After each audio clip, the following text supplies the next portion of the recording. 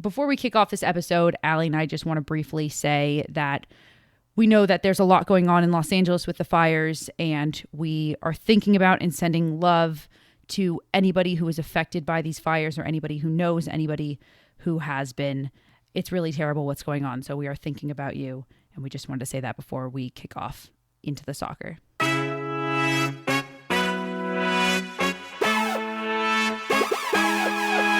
Hello, everybody, and welcome to the Women's Soccer Show. It's 2025, Allie. It is, Sarah. I can't believe it. I'm like, where has this time gone? Welcome back, everybody. Would you say that these, I don't know if it's been 3 weeks, 4 weeks, who knows? Has it gone quickly or has it felt slow? You've been missing the soccer. Like, let's get it back and going. I've been missing the football of it all, I have to say. Christmas was good. It was nice. Spent some time with the fam, which is always fun. But now I'm like, give me some football. And considering most of the fixtures were cancelled this weekend for the FA Cup, I'm really missing my football. I'm ready for it. But I will say it's also not that we didn't know that the NWSL offseason was short, but it's really put into a really big perspective just how short this is. Like, I feel like the NWSL just ended and we're kind of already 2 months away from it starting again. It's wild. You can tell it's off season because the amount of marriages that have happened. Like, I open social media and another American football star has got married. It's so nice to be back though, Allie. It's so wonderful. And not just be texting and going back and forth about all of the news that's been dropping. And to all of our listeners, we're so happy to be recording again. We have so much to discuss. Allie, you want to take everybody through what we've got on the docket for episode 1 of 2025?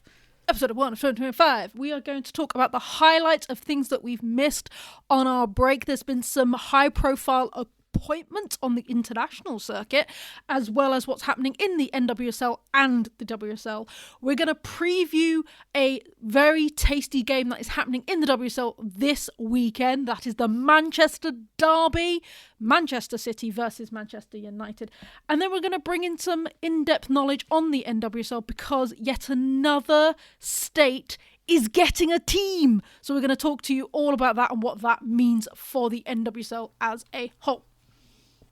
Yeah, I'm excited for that. That one, listen, listeners, for those of you who asked us these questions on social media, thank you, because it made us dive in to some intricacies about expansion fees, where that money goes, so on and so forth. So we're going to talk all about it.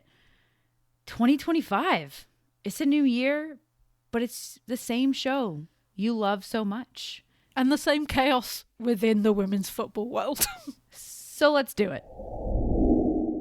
So the big news that literally dropped about 2 hours before we started recording, which is Casey Stoney's new appointment has been announced. And sorry, Arsenal fans, she is not coming to North London. In fact, she is going north of the border and is Canada's new head coach. This is an amazing appointment for Canada. I think they have definitely got an absolute gem.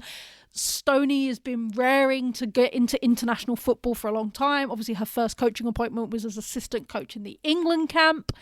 So it's about time that she got her hands on an international team, and what better than Canada? I'm so happy for her that she's finally the head coach of an international team. And I agree. What better than Canada? Obviously, everybody who has been following women's soccer knows the entire ordeal that happened with Canada and Dronegate, and Bev Priestman was then let go. They've been on a big hunt.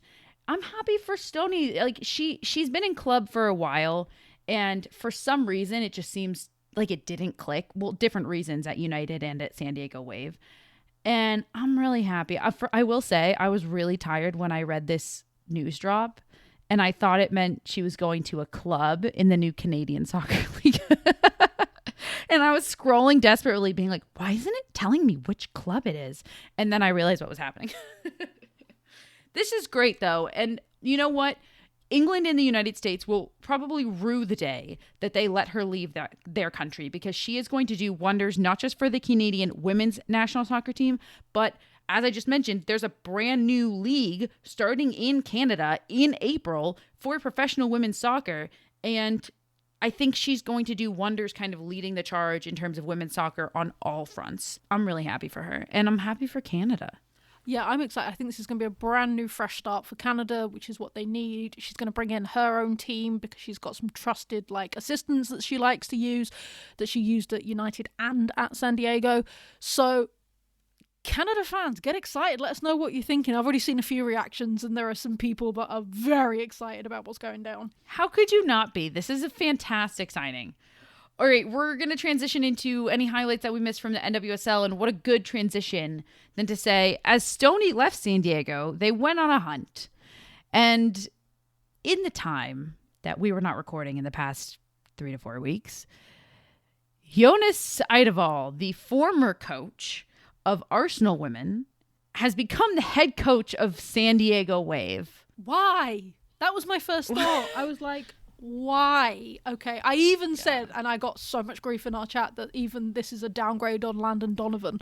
That is, and I stand by it. I disagree. I just have to say, I fully disagree with that.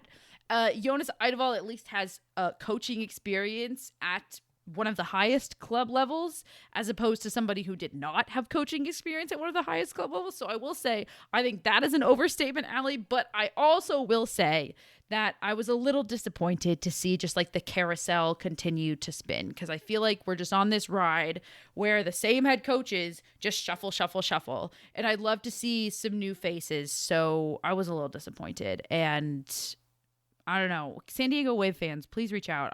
We want to know how you're feeling about this. I will just say, there have been stories coming out about Jonas's coaching methods and the fact that the Wave have just come off of a bullying scandal. It does concern me that is the choice they went with. Fair enough. I guess speaking of, very quickly, since we're doing news that we missed, speaking of, unfortunately, abusive coaches, there was big news that Utah Royals goalkeeper Carly Nelson took to X and released a lot of statements, or one specific statement with a lot of different paragraphs, basically saying that she, upon reflection, had taken some time off and she can't stay silent about, quote, the emotional and psychological abuse that she endured at the Utah Royals. We're not going to get into the whole thing, but you can go to her social medias. It's Carly Nelson, and read it all. That is another unfortunate piece of information that has come out. And I mean, for Utah, for this organization that just, I don't think I remember the last time we talked about them in a positive light, Allie. Do you? No, I don't think we have. I think the last time we talked about them being positive was when they came back into the league. And we were like... And even then it wasn't super positive. No, it was like, yay, you've given Amy Rodriguez a chance at coach, but that was about it. It's not been a successful re-entering. Yeah, it was like, we hope you can do better this time. That was the vibe. Yeah. So, listen, it's funny because they'll come up later in our conversation around Denver, which, let's just continue on. Massive piece of news that has dropped in the past few days, really, not just the past few weeks, is that officially Denver will be the 2026 expansion team along with Boss Nation FC. Denver will be getting an NWSL team as the Denver group secured the bid with a record $110 million expansion fee. That's what we're going to talk about in depth later on in this episode. What do buy-in fees mean? Where does that money go? And why each expansion team so far has had a different one. So stay tuned for that. Speaking of Boss Nation, other news, Boss Nation hired The Athletic former reporter Steph Yang as their senior director of communication. Amazing hire for Boss Nation, honestly, for a team that is in need of somebody with experience in PR, communication, media. And Steph obviously was so good at her job at The Athletic, and excited to see what she does on the club front. One of the biggest pieces of news to come out of the NWSL is Jaden Shaw to North Carolina Courage. And this is particularly massive because she had signed a contract to take her to 2026 at the Wave. We remember the photos with her with the surfboard that said 2026. We all remember it. And now it looks like cleaning house and has gone to North Carolina, which San Diego fans, I feel for you so much. That's a big loss. Big loss for sure for San Diego. And I would say cleaning house is a good way to put it. I think also, I mean, the last NWSL point that we'll touch on for things that we missed, Portland has cleaned house. If you go to Portland's Instagram page, all of the Thorns fans are commenting like, do we even have anybody left on our roster anymore? It was a full cleaning of house. I think actually for a lot of teams, I mean, this entire offseason, and we'll continue to talk about the offseason through March because we're in the NWSL offseason, but it's different because there are no drafts. Players have more autonomy. There are different rules. And I think the one thing that came up most in our chat, Allie, was about, for some reason, it was about Megan Klingenberg. And there was a huge discussion about why Kling specifically was being let go. Amid all the players that the Thorns let go of, Megan Klingenberg's name came up the most. Where do you stand on that? I mean, I get it. I do. I mean, she didn't have the greatest of seasons last season. She's on the... Like, Chris always yells at me, but I'm like, I think it's, to be honest, you guys have this, like, romanticism of her being of a certain class of US women's national team. Don't speak for me. Okay, Chris does then. And so you think, like, you know, she's untouchable, but she hasn't had the greatest of seasons. I am surprised they got rid of her for the sheer fact that Becky Salbon's announced her retirement, and you still need that veteran presence. But at the same time, she's 37. Like, it could be time to call it a day. She's 37. Not only is she 37, she just hasn't been playing well, like you said. You mentioned, Megan Klingenberg played really well in the 2015 World Cup when we won the gold in 2015 in Canada. However, I was definitely of the opinion that I think she's gone downhill. She's lost her speed. She hasn't been the same in a while. I think it was the right move. But I thought it was interesting that amid all of the moves, that was like the touchiest subject in the group chat was people have big love for Megan Klingenberg, and you can see that when you go to the Portland Thorns social media page. So I get why in like people's hearts that was maybe one of the hardest to let go of. And then the final thing before we transition over to the WSL, the NWSL, we have to talk about the fact that Orlando Pride, you've got Marta for another year. We thought her announcement was going to be another 2 years. We thought it was going to be another retirement announcement, especially when she was like, look, tomorrow. And we're like, oh no, the GOAT's going. Nope, she has extended her contract with the Orlando Pride. You've got her for another 2 seasons. And this is where I think the debate happened in our chat, because me and Tim were very excited about Marta being... Oh, yeah. And Chris was like, she's old. Yeah, Chris was like, she's old. You had to go back Klingenberg. I'm like, yeah, but Marta did Marta things and won a championship. Klingenberg did not. So the thing about Marta's 2-year contract that I think is the most interesting is that we are in 2025. She's signed an extension for 2 seasons, which means the 2025 season and the 2026 season. The World Cup takes place in Brazil in 2027. I really think that I'm going to spend the next 2 years trying to figure out if Marta's going to play in the World Cup. And I think that we really won't know until 2027. But I'm going to continue to try to figure it out. Yeah, we'll see how she does in the 2026 season. If she has no signs of stopping. Because, I mean, look, Brazilians have a history of going so long. Look at Formaggio. She did like 5 World Cups. Like, it is doable, my friends. All right, I guess the final piece to bring us into the any quick WSL highlights that we missed before we move it along in this episode. The connector piece between the NWSL and the WSL, Allie, is... Well, why don't you share? Because you texted me this, and I was like, hold up. So, obviously, we're in the throes of the transfer window in the WSL. That's kicked off on the 1st of January and does literally close on the 31st of January. And the big one is Naomi Girma coming to the WSL? For a long time, it was thought she was going to Arsenal if she was going to come to the NWSL. But now it seems that Chelsea might have swooped in and put in a bid. And she was at Chelsea's FA Cup game this weekend. Yeah, we should cite our sources. Yeah. Our sources are basically that the rumor mill is rumor milling. Yep. And she's been cited, or she's been seen at certain places. She's been following certain accounts. People are starting to piece some things together. And I think probably with Jonas signing with San Diego Wave, it really just fueled the fire. Yeah, for sure. I wouldn't be surprised if she was going to come over to the WSL. We've seen a fair few players from the States come and play in Europe. You know, you've got Yeah. Haran and Albert over at PSG. Emily Fox is absolutely killing it with Arsenal at the moment. That's why I would have loved to see for a lot of reasons. I would have loved to see Germa at Arsenal, but also Germa playing with Fox. But hey, you're a young player. I get it. You probably wouldn't want to choose to go to a team that's in the middle of a coaching search. Not the most ideal situation. No, that's the big thing with the WSL at the moment is Arsenal are nowhere near finding their permanent coach yet. All right, Allie, anything else WSL related? You've mentioned that the transfer window's been pretty quiet of recent. It is quiet at the moment. I think a lot of teams are working out what they need, what they don't need at the moment. Chelsea seem to be reshuffling a lot of their loans, like taking players back and then putting them on loan with a different club.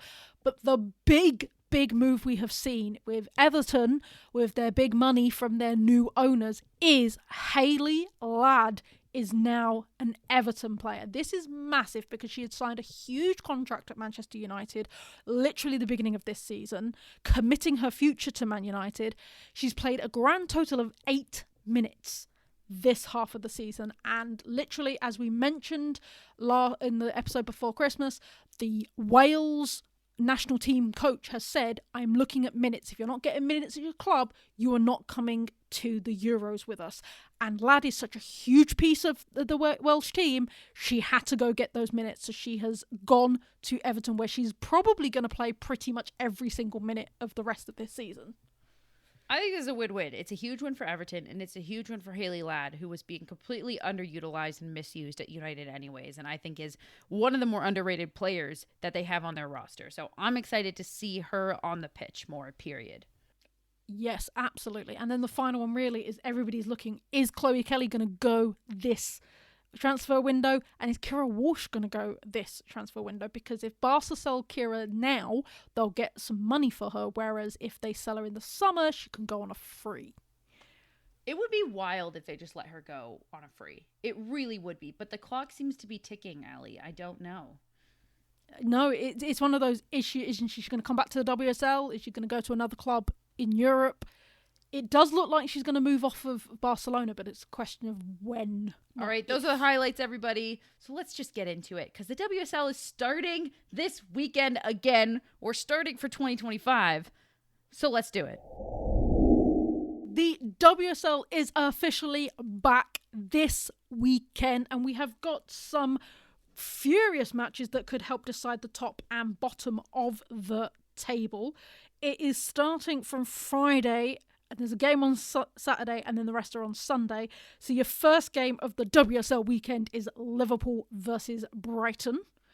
And then your game on Saturday is Everton versus Aston Villa. And then Sunday you've got middle of the table clash between Tottenham and Leicester. You've got Arsenal versus Crystal Palace. That's a London derby.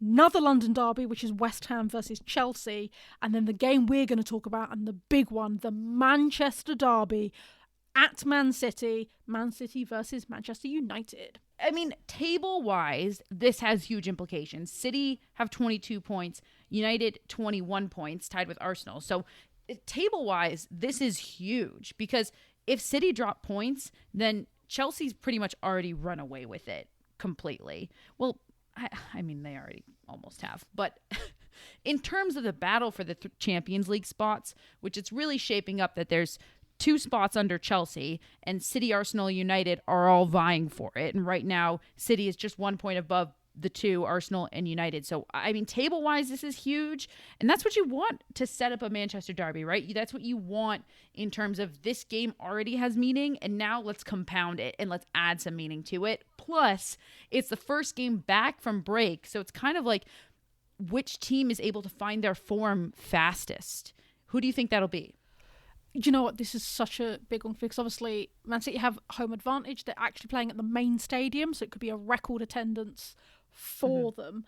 But they've got some big misses out of their squad, like bigger than what I think Manchester United are missing. And we saw at the weekend both teams played lower league teams in the FA Cup, and it was, rugby scores. City managed to win 6-0. Man United won 9-0, I believe it was 8-0, against West Bromwich Albion. So they've got their shooting boots. I think Man City might be the team to just about get into form, but You mentioned missing players, just because everybody I feel like is getting back into the swing of the football of it. Let's get into those. Yeah, so the big ones that Manchester City are missing is obviously Lauren Hemp is out for an extended period of time. Alex Greenwood, it's been officially announced she's done her MCL in that game just before Christmas, which not as serious as an ACL, but still not great. And also Bunny Shaw is still out with an injury. But they do have Vivian Miedemar back. Viv came back this weekend and scored a hat-trick, so has definitely got her shooting boots. And for Man United, Ella Toone is back and on fire. It seems that, as we said, as bad as the injury was, and as you never want a player to be injured, it was the best thing that happened to her, because it seems that she's got her head back on. She's even said it herself. She's got her head back on straight. She's come back stronger than ever from this injury, and she scored an absolute worldie in this FA Cup game. She loves scoring in derbies. It's gonna be fire. It is literally gonna be such fire, this game. Yeah. Elizabeth Turland is really playing well for United as well, who's newly at United this season. I don't know, Allie. I think what you say about the missing players is huge, because you say City's missing a lot, but you think City will edge it out. Probably, I'm assuming, because they're playing at home. Yeah, I do think that is a home advantage in these games is massive and is a thing. Yeah, it really is. Listen, I think it'll be ugly. I think it'll be an ugly game, but I think it might belong to United because of what you just said. And two of the names you just said for City in terms of out with injury are huge goal contributors. And there's a difference between scoring against a team in a lower league. It gets a hell of a lot harder scoring a goal against a team in the WSL. When you're missing Bunny Shaw, when you're missing Lauren Hemp, look, we know what Vivian Miedemar can do. We know that. And we know what a healthy Vivian Miedemar can do. And she can certainly put a team on her back. But I don't know. I see United going in and edging it out and making this race even more interesting than it is for those Champions League spots. Absolutely. I will say, for me, I think the biggest thing is going to be which goalkeeper Man City use.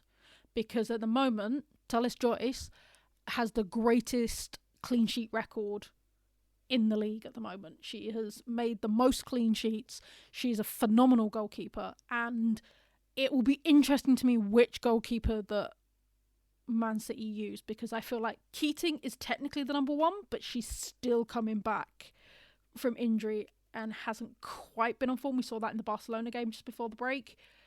So it'd be interesting for me. If they pick Keating, then I'm probably going to err on the side of Man United. Interesting.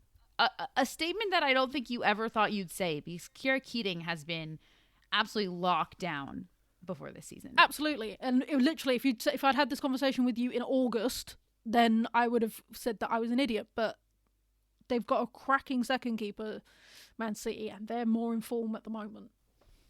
I'm just going to say it. If Fallon Tillis-Joyce doesn't become the number one keeper, why would she not go to Arsenal? Why? And why would Arsenal not try to go get her? I think she's been, I've just had her flagged for a while since her time in the NWSL as one of the young, talented keepers that I think a lot of people are sleeping on. And I think we're going to hear her name and say her name a lot more over the next 2 years, 3 years. So I don't know. I don't think keepers will make or break it, but I think that this will certainly turn into a physical battle. It's not going to be pretty soccer, but it's going to be fun to watch. Let's go around the world. Around the world, around the world. To France. It was the round of 32 in the Coupe de France this weekend, and Lyon suffered their first defeat of the season. They are out of the competition after losing to Reims 10-9 on penalties. In other games, PSG, Dijon, and Montpellier all went through. To Scotland, and Rangers are back to winning ways with a thumping 14-0 win over Queen's Park. Glasgow City and Celtic both win, and Hibs move up to third with their win.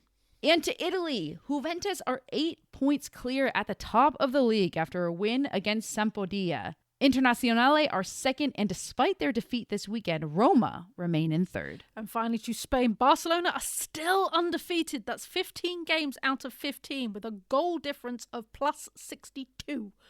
January is normally too early to call a league, but it is safe to say the title is staying in Catalonia. Have you checked out Total Football Analysis yet? TotalFootballAnalysis.com provides researched analysis on loads of football, including the women's game. Want all the stats in one place instead of drowning in a mountain of tabs? Want to explore key matchups and the tactics from both teams? Total Football Analysis provides the stats and analysis to help you learn more about the beautiful game. We have a special discount for listeners of the Women's Soccer Show. At checkout, type WSL10 to get a full year for just €10. That's €40 of the yearly subscription. Head over to TotalFootballAnalysis.com and type WSL10 at checkout. And finally, to the NWSL, and we are going to dive in to Denver being the new expansion team. They will start play in 2026 with Boston. The two will enter the NWSL together. Mind you, that's just next season, which is crazy to think about. But news is broken that they secured the NWSL team with a record $110 million expansion fee. That's basically double the previous expansion prices and is the biggest expansion fee ever paid in women's sports in the United States. Whew, Allie. So what we're going to do here, we're just going to talk through what were the previous expansion fees, why have they changed, who's in this Denver group, and let's talk about what are expansion fees, where does that money go, what is it used for, so on and so forth. Let's dive into this because I feel like people hear expansion fee and they just kind of move on with their life, but it's never talked about why the number is what it is, why is it growing, and where does that $110 million go? Yeah, I think it's massive to say the fact that it's growing, because when you look at what, for example, Angel City and San Diego paid to get into the league, it is insane. So for those that don't remember, Angel City and San Diego Wave were in the first year of expansion, which was 2022. Utah and Bay FC joined in 2024. And then Boston and Denver will be joining in 2026. So Angel City and San Diego were announced in 2020 and 2021 respectively. And they paid just $2 million to get into the league. Utah also paid $2 million, but this was more of a revival fee, if you will, because it was to bring them back into the league rather than creating a brand new team. We talked about that when it happened because Bay FC and Utah were entering in the same year, but Bay FC paid an exorbitant amount of money and Utah were able to re-enter because they had a contract with the NWSL saying that if they wanted to re-up a team, they could for $2 million. But mind you, at that point, valuations for teams were growing, and Bay FC, to enter the same year as Utah, paid $53 million compared to Utah's $2 million. Yeah. And Boston, again, announced in 2023, also paid that $53 million, and it is Denver for 2025 for $110 million. Isn't that crazy? That's insane. Like the fact those jumps are crazy, Allie. We went from $2 million to $53 million to $110 million. Yeah, there was like no over the gap. course of 4 years. It was 4 years. There was like no gap. No, it's absolutely wild. Yeah, let's talk about what because that jump from $2 million to $53 million is mental. So let's talk about how we got there. So the jump is basically with the rise and the growth of the league and the clubs are becoming more valuable. So the short of this is that number essentially comes from the average NWSL club right now. When you look at the valuations and you value all of these clubs out and what they're worth, quote unquote, the average NWSL club is worth $104 million. The highest value is Angel City right now. They're valued at $250 million. And the lowest is Houston. They're valued at $74 million right now. And those are just valuations of the clubs. So this number is coming from essentially the average worth of an NWSL club in terms of valuations. And you can Google that really quickly and you'll see them all laid out in order of top to bottom, who's most valuable, who's least valuable. For example, San Diego Wave, they were acquired by a new ownership group in October. The Levine-Leachman family office paid $113 million for the San Diego Wave. So that was October of 2024. when you look at these valuations, it starts to make a little bit more sense why Denver, buying in this moment in 2025, had to pay $110 million. So let's talk about Denver specifically. So Denver's bid was led by IMA Financial Group. The CEO is Robert Cohen, who is supplying the significant portion of the financing and would be what we consider the team's control owner. So when you ask who owns Denver, it is going to be Mr. Cohen. There are other famous names in the group, including former NWSL player and current league analyst Jordan Angeli. Yeah, I feel like this is important, Allie, because being the owner, even a partial owner of a club, is in direct conflict with, Jordan Angeli, we all know her name. I think she does incredible work. She's the voice you hear in color commentary. I forget if it's CBS or whatever. If you turn on a game, she is one of the color commentators that you would hear, or analysts that you would hear. And being an owner is in direct conflict with that. We've actually literally just seen this in the in the NFL. For those of you in the United States, Tom Brady, or I think everybody might know the word Tom Brady. He's a partial owner of the Las Vegas Raiders. And when he became a partial owner of the Las Vegas Raiders, it was written into his contract that he couldn't attend broadcast meetings in production meetings because he's also a color commentator on television. And sometimes in those broadcast meetings, in those production meetings, you get information that is not yet public. So therein lies the conflict of interest, where if you get that information, hey, now you can take it back to your club. It might not be information that people in your club know or should know. And there's the conflict of interest. So I don't know what's going to happen there. If anything will happen there, it seems that with NFL, nothing's really happened. So I don't know if anything will happen in the NWSL with Jordan Angeli, if she'll still be able to call games. But it's just an interesting point to be able to watch. The Denver group have said that they're going to build a soccer-specific purpose-built stadium, which we've seen in Kansas already. However, the team will play in a temporary venue until that is ready. That has not been announced yet. I do believe they're still working on where it will be. My guess is that they're going to play in the MLS stadium there that the Colorado Rapids play in, which is a great stadium. But I love to see this, and I think that this is the general trend now, especially with newer clubs buying in. I think that they buy in with the intention, knowing that maybe in 5 years they hope to have their own stadium built somewhere.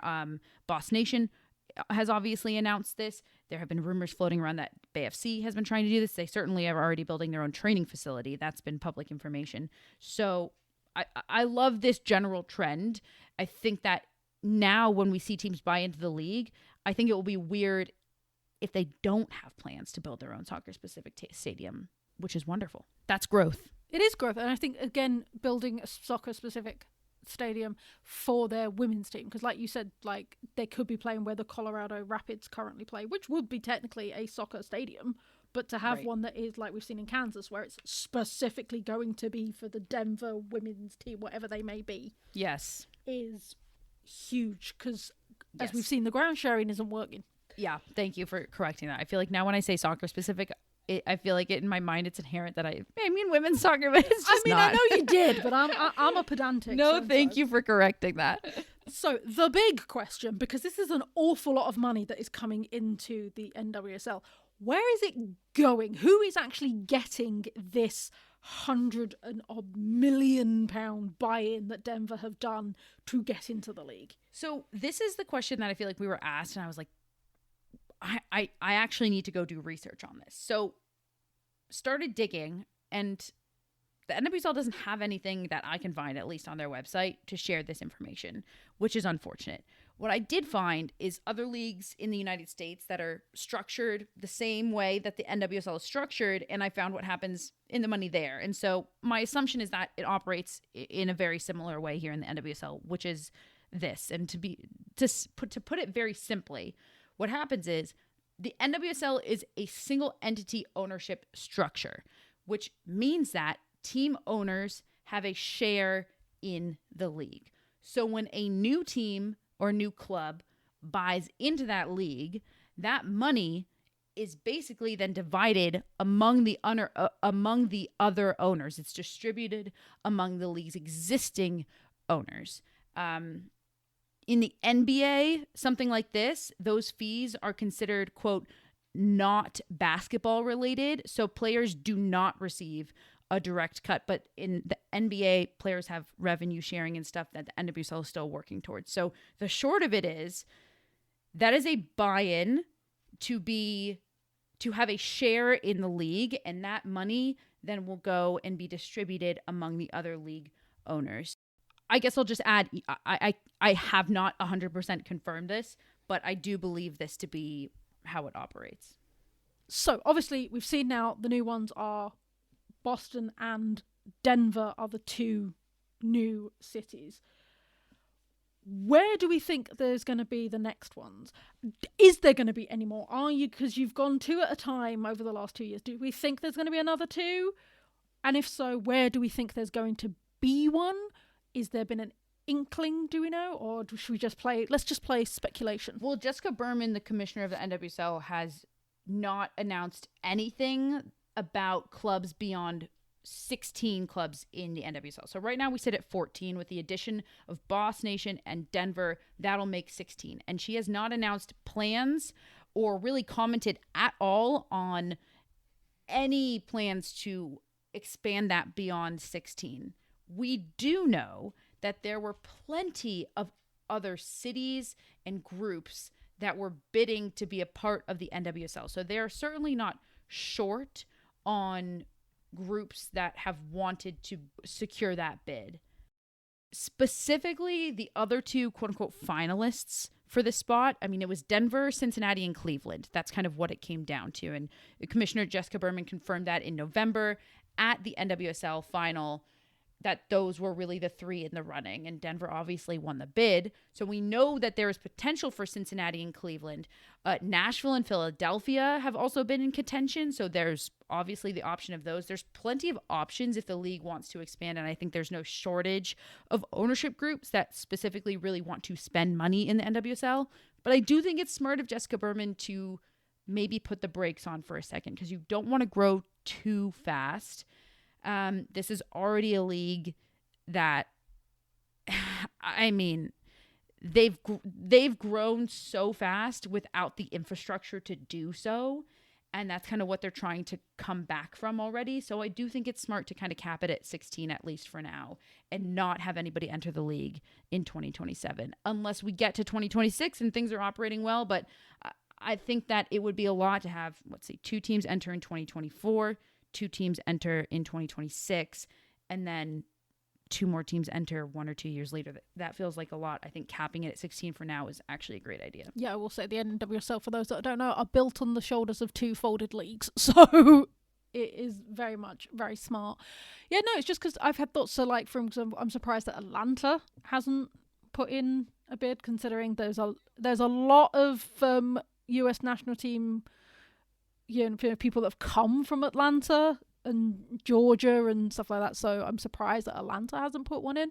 But I think you're right. I do think it's very smart to cap it at 16 for the moment to see where the growth is going to take us. I mean, we don't really have information. What's a bummer is that we don't have information behind why the NWSL is selecting any of these cities. We don't have information about the bids. Was Denver selected because it was the highest amount of money, or was it selected because it was the best potential for growth and soccer and, so on and so forth? Hopefully all of the above. But I think it's also an interesting question, and I've heard it floated around, if the NWSL are trying to expand faster because now there is a competing league. The USL Super League exists in the United States. They are a Division I professional women's soccer league, and they're kind of claiming certain areas and cities as well. And is the NWSL kind of racing to claim these markets before the USL? I don't know. And then my final question, as a dumb English person who doesn't know geography, who would be Denver's geographical rivals? And same goes for Boss Nation. I want to say Utah. I'm testing you now on your knowledge of the United States. Here's what I know. I know I've driven from Denver into Utah, and anybody that's in Colorado right now, get on over to Moab in Utah because it's beautiful. But yeah, I want to say probably, I mean, geographically, definitely it's Utah because they're right next door to each other. The thing I do love, having spent a couple years living in Denver, the thing I do love about Colorado soccer fans, not just soccer fans, Colorado sports fans and Denver sports fans, is that, yeah, you can have your rivals, but it's not too serious. I would equate it to how I felt the Aussies were about sport, where they were like, I love sport. I want to go out and watch sport, whatever it is. I'd like to be in the stadium. I'd like to cheer my team on. I'd like to enjoy the game. And then I'd like to go home and forget about it. And that's how the vibes felt to me in Colorado whenever I went to a sports game. It was just, you know what? Let's enjoy it. We're here. It's a good vibe. And then we're going to leave. And it's all good. And I really adore that about Colorado. So I don't know if they'll have a rival. I don't know if they need one. You know me, I love me some rivalry games. And so would Boss Nation probably be Gotham? You know, the funny thing is Boss Nation basically came out and declared that their rivals were Gotham and Angel City, I think. And Angel City? That's the other side of the country. I think it was Angel City. Maybe it was DC. I want to say, I know that they basically came out and like they wrote in a press release like, come watch Boston play rivals Gotham FC. And I do remember the Gotham FC social media account kind of being like, you stay over there. Like, we're over here. We got our thing going. Like, stop trying to get in on this thing. I think Boston, alike to many Boston teams, will unfortunately come into the league disliked by many. And I think that Boston people take pride in that because Boston is not liked as a sports city because they win a lot. That's the reality of it. So they might come in and just straight up not be liked by anybody. Who their rivals will be? Well, that's part of the fun of this is we get to see rivalries developing. Like I didn't ever really see a geographic rivalry between Gotham FC and Washington Spirit, but that's become one of my favorite games to watch because they've just developed that rivalry between each other. Yeah, they're close in distance, but there's not like that distance rivalry at all. So I don't know. That's the fun of it. I think it's because I'm so UK based and we're so small that everything is like locationally based with rivalries. So that is it for the Women's Soccer Show. Please do remember to subscribe to our Patreon. We have new content on there weekly. This week will be another episode of The Other 8 with myself and Mike, where we talk about the other 8 teams in the WSL. We also throw up a fits and kits on there. I'm doing another bit about the Scotland national team up there. So there's lots of good fun stuff, and it is the price of a cup of coffee, to be honest. That's it. Per month. Per month. That's not even weekly. That is, you forego 1 cup of coffee a month and you help support make this great content. All right. And that's it. We're back. 2025, baby. That's it for the Women's Soccer Show this week. We'll see you next Wednesday. For the Women's Soccer Show, I've been Sarah. And I've been Ali. Thanks, everybody. Good night.